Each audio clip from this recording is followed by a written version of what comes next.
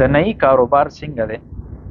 د حرام فعل پیسم حرامي. کدی کې یو سړی ګیره خري نه خلکو له ګیره خري نو د دې پیسم حرامه ده. خو که عام د یو لیش نه زیاته ګیره سړی له سمي یا وخته ولا سمي نو د دې پیسې به حلال دي.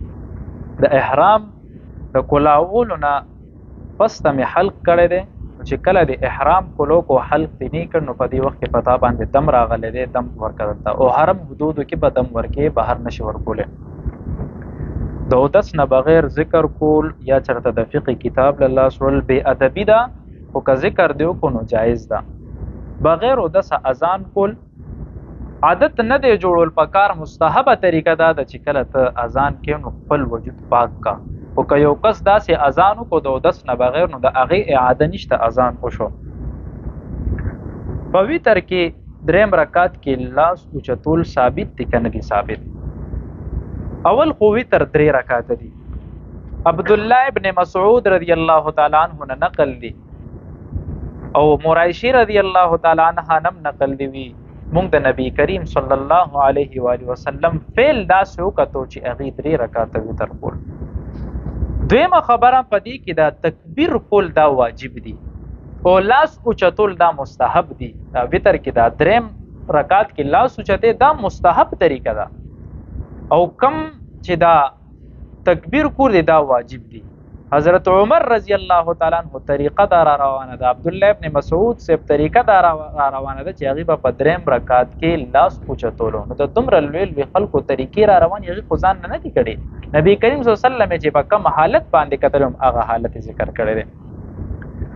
احرام په حالت کې لا علمه د وجه نه موږ خوشبو لګولې دي نو دم واجب دی. چې کله عمرې لځي نو علما کرام سره کېنی هغه نه ځان پویوي.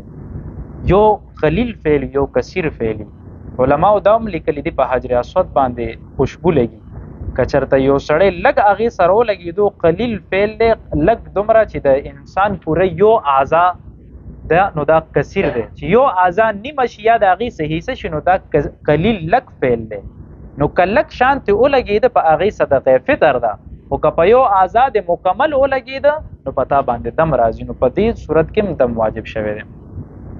یو ښځه ده شپږ بچیم دي خپل خاوند نه بغیر تللی ده او بل چا سره نکاح کړی ده هغه نیم اولاد پیدا دی. د دې څه حکم دی؟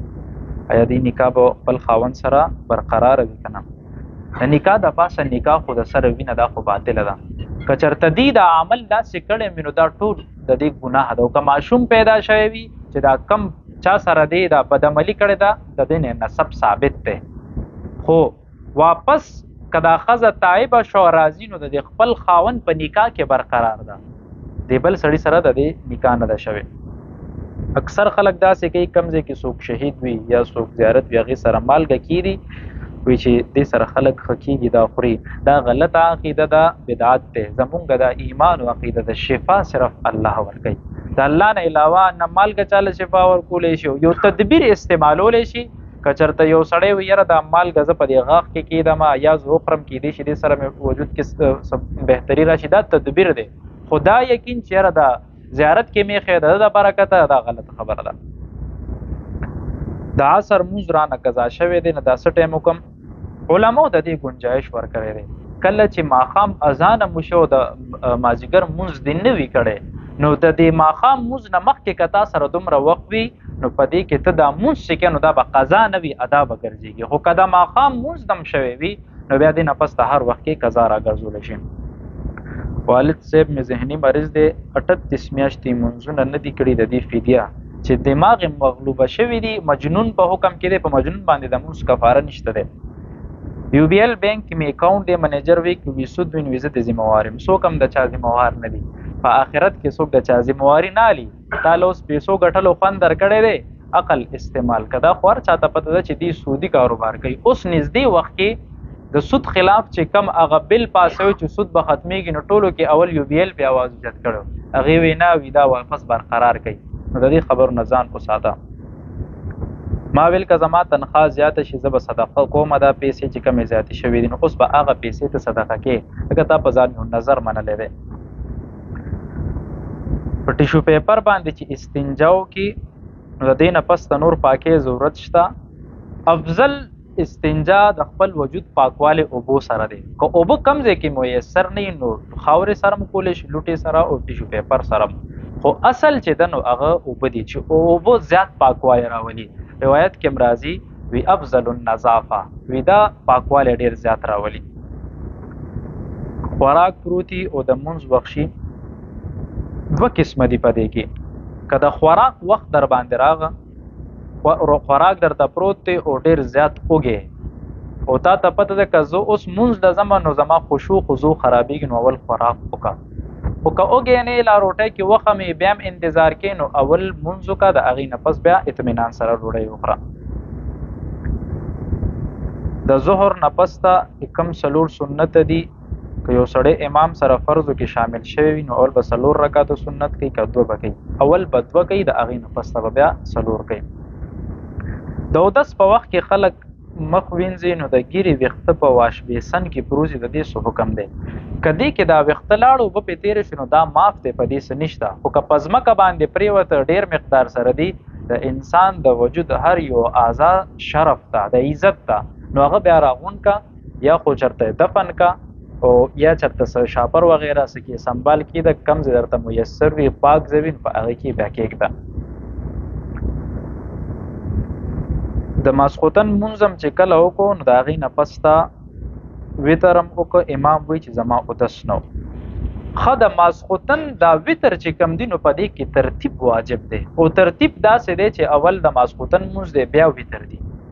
خو که داسې صورت راغو چې امام جمع پړاو کا، تا وتر هم وکړو بیا غبات کې وي چې ما زما اودس نه و، نو وتر دوباره راګرځولو ضرورت نشته، ترتیب دی ساقط شو، امام دې دوباره جمع وکړي. صرف د ماسخوتن مونځ چې کم جماعت سره شوی نو هغه دوباره راګرځول دي، ترتیب ساکت شو.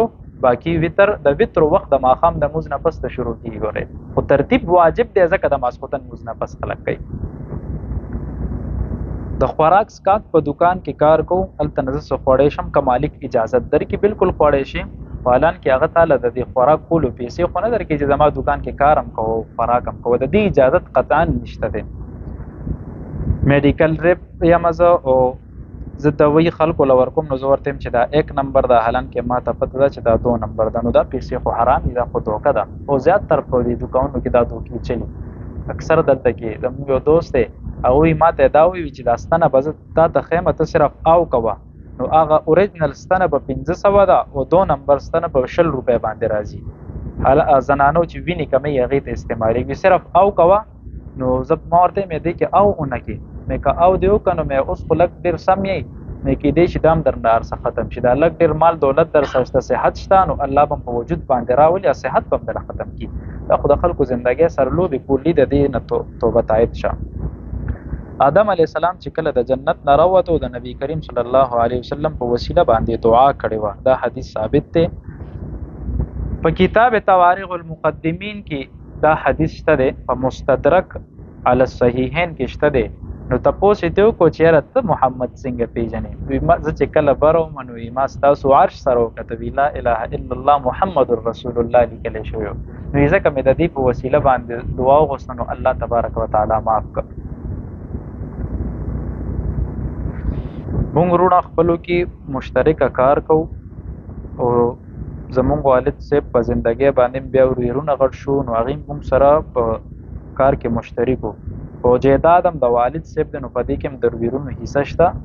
چې کم جیداد د والد صاحب نو د هغې ورثه خپل بچي وي، خو که کله د بچي نه وي نو بیا نوسي راځي. پوه شوې؟ مطلب چې والد صاحب دی وفات شو نو د هغه میراث صرف د هغه اولاد ته به ملاویږي، خو کله که د اولاد یې نه نو بیا د اولاد ته به ملاویږي، چې مونږ ورته په پښتو کې نوسي وایو، هغې ته به هله ملاویږي.